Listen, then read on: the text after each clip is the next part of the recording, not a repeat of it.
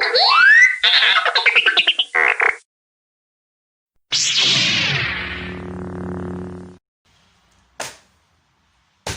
everybody, and welcome to this edition of Retro Mac. This time we're going to look at the Nintendo Game & Watch. This was released for Mario's 35th birthday. Happy birthday, Mario. Nice to see you still cracking on, my mate. Been a friend, a lifelong friend to me, Mario has. The box is beautiful, beautiful. I think this is more of a collector's thing because the box has actually got a protective sleeve. So I'm going to collect it anyway. I'm sure it's going to be worth a lot of money in about 2 million years. But I'm a bit anal like that, and it's going to go in the collecting cupboard until well after I'm dead, hopefully. Now, without further ado, let's have a little look around her. Now, this shows you the different games and the clock function. Got your information on and whatnot. You take this out of the sleeve. This box is virtually identical to the original boxes from the 80s and 90s that you got your games and watching. I'm very impressed with this box. I think it's beautiful, beautiful. It's not the best colours in the world, but you got to remember these are the original colours of the Game and Watch boxes. So without further ado, let's have a little look what's inside the box. It's got a nice thing there saying, special thanks to you for spending £50 on it. And you got a USB Type-C charger, and it's actually labelled Nintendo. I don't know if you can see that. It's got Nintendo written on it, which I think is amazing. I do like that. I'm not going to open this because, like I said, I'm collecting it. You've got your instruction manual, which is very, very comprehensive. Lots and lots of words on there. Only a percentage of them are English. You don't really need that if you've got a brain in your head. Let's have a look at the device itself. Get rid of that crap. Oh, look at her. She's a thing of beauty, a sight to behold. That's the original colours of the Game & Watch. And the man who came up with the Game & Watch, this is a story I've read on the internet. He saw a man playing with a digital calculator on a train. So he decided he could do better than that, and he came up with the first LCD games, the Game & Watch, the first handheld in the history of the world. He also invented the D-pad, and where would we be in this world without a D-pad, without a directional button? The buttons on this feel good, the D-pad feels good, a bit small for my fingers. These are rubberized, the A and B buttons and the mode buttons are rubberized. On this side you've got your USB port for charging, you've got your power button. Now I say power button, this thing, it never powers down, it's on standby all the time unless it runs out of batteries. You've got your speaker port on this side, which is quite loud, I'll be honest with you. I think it's quite loud for the size of the device. It's very thin, very, very light.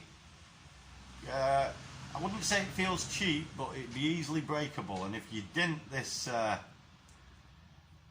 brushed aluminium, you're in shit town because you ruined it. But without further ado, let's have a look at a couple of the games and have a little chat about it. Let's power it up. Now that's the clock thing. It's not the right time, I do apologise. I've not really set the time. Now you press the time button and it changes the background, as you can see. And every hour something amazing will happen. Some sort of Easter egg. Mario will come along and bop it, or these will turn into coins and whatever.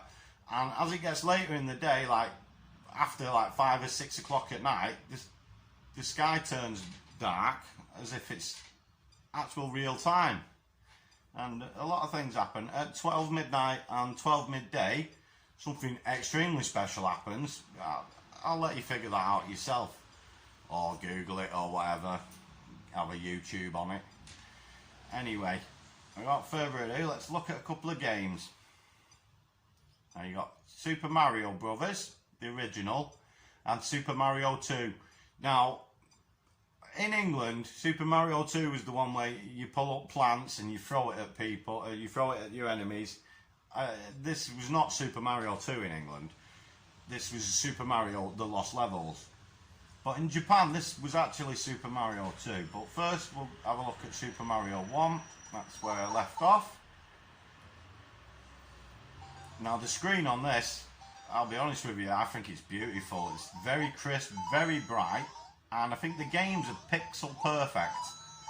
I can't be 100% sure about that, but to me they look pixel perfect. Exact recreations of the original game.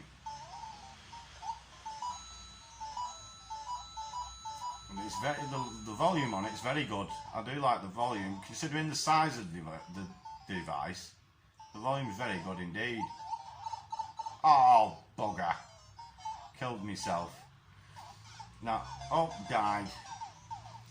Well, Mario 1 works perfectly, as you can see. Let's try Lost Levels, or Mario 2 if you're Japanese about it.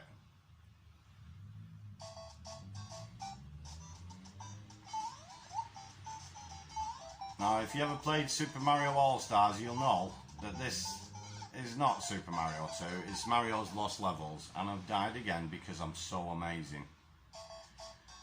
The screen is very small, however, it's that clear and bright, it doesn't make a lot of difference. And like I say, I don't think it's meant for playing. Obviously it is meant for playing, it's a games console. But I've died again. I think it's more of a collector's item, and I've seen a lot of these, the old Games and Watch. Obviously not the colour screen ones. I've rid of that. Obviously not the colour screen ones, but I've seen the old Games and Watches going for £200, £300 for a good example of them. The ones from the 80s and 90s, like the Donkey Kong and the Ball and whatnot. We'll have a little look at Ball, which is an original LCD Game and Watch game. Now, what they've done is they've changed this and put Mario's head on it. Originally, it wouldn't have had Mario's head on it at all. It'd have had, I think it was some little Japanese fella. But as you can see, it's a very simplistic game, this Ball. But in the 80s, when it was released, this would have been epic. And I'll be honest with you, it stimulates my uterus. This thing tingles my vagina. Not because of the technical abilities of it or anything like that, just because of the retro nature and the nostalgia it brings to me. I mean, I remember longing for these games, these Game & Watch systems when I was a wee nipper, when I was a tiny Mac. And this is a dream come true for a retro person such as me. I'll be rid of that and we'll go back to the time and have a little chat about it.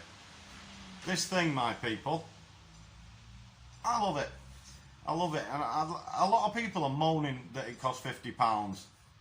Now, to me, if it was just some mad Chinese emulation thing, it wouldn't be worth anywhere near £50. But you got to remember, this is an official Nintendo product, and there's a limited number of these been made. So they're obviously collectibles, and they're going to be worth quite a lot of money in the future. They've already tripled in value. Scalpers are charging £200, £250 for these things, and there is only £50 on pre-order. So yeah, if you can get your hands on a few of these, you might make a few pennies out of them. That's not my game, no. My game is collecting, and this retro thing fizzles my vajizzle, if you know what I mean. I'd go out and get one while they're still about if I was used. Now, there's not a lot more to be said about it. The Easter eggs, the cheats and all that, I'm going to let you find that out for yourself. And if you're not interested in finding that out, you're probably not that interested in my video in the first place. But that's it. Thanks a lot for watching and joining me again. I hope to see you next time when I'll have a big Chinese emulation device for you. This thing though, it's a keeper. It's more than a keeper. It's a keeper in a boxer and put her in the collectible cupboarder, if you get me drift. Thanks a lot and see you next time.